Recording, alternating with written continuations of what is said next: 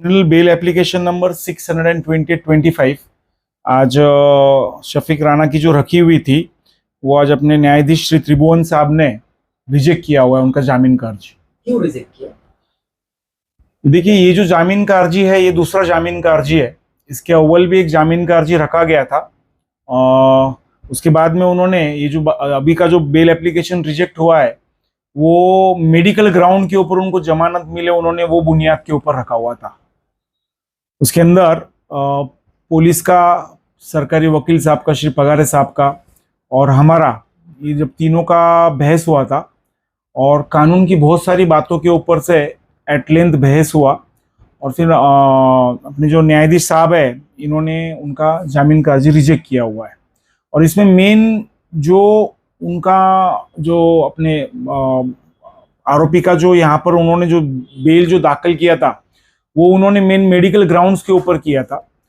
तो इसके अंदर सरकारी वकील साहब पगारे साहब ने वो पॉइंट के ऊपर सारे पुलिस पेपर्स बताए और वो पुलिस पेपर्स के अंदर ये जो अपने आरोपी साहब है ये कोऑपरेशन नहीं दे रहे हैं मेडिकल ट्रीटमेंट के अंदर। तो ये सारे पुलिस पेपर्स, फिर कुछ कम्युनिकेशंस उन्होंने नासिक जेल अथॉरिटी से भी किया है और ट्रीटमेंट लेने से इनकार करते हैं। ये सारी बातें पक्ष सब रखा था और साइमल्टेनियसली दो अभी अपने ऑनरेबल मुंबई हाई कोर्ट का और एक केरला हाई कोर्ट के दो जजमेंट साइड किए थे, जिसमें एक भुजबल साहब का एक बहुत ही लैंडमार्क जजमेंट है भुजबल साहब का। तो भुजबल साहब को भी ऐसी एंजियोग्राफी और एंजियोप्लास्टी के रिलेटेड और बाकी के उनकी बीमारियों के रिलेटेड उनको जामीन पे छोड़ना है, ऐसा उन्होंने वहां पर अर्जी किया था। तो वो सारे जजमेंट्स दाखिल किए थे और वो सारे जजमेंट्स कोर्ट ने पढ़ने के बाद में वही सारी बातें उन्होंने ऑर्डर के अंदर बहुत ही डिटेल में एक ऑर्डर किया हुआ है जज साहब ने।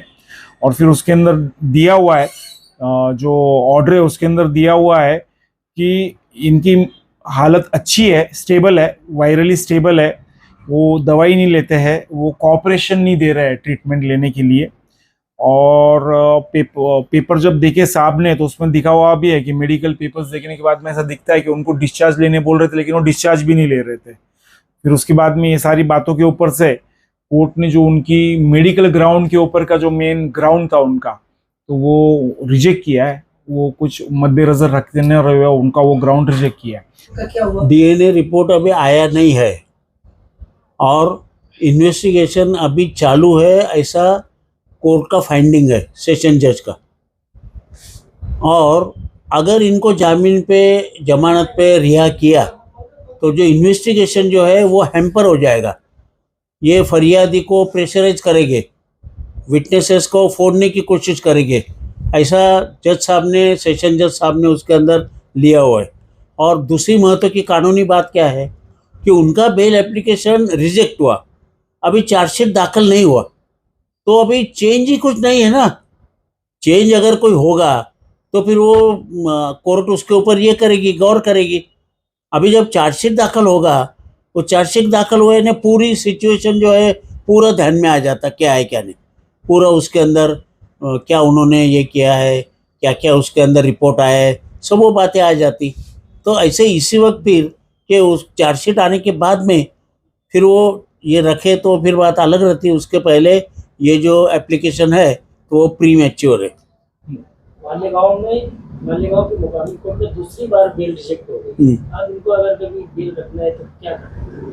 अब एक तो पहले इनको हाई कोर्ट जाना पड़ेगा, पहली बात तो ये ऑर्डर के खिलाफ। अगर नहीं तो फिर उनको चार्जशीट आता है जब तक उनको सब्र करना होगा।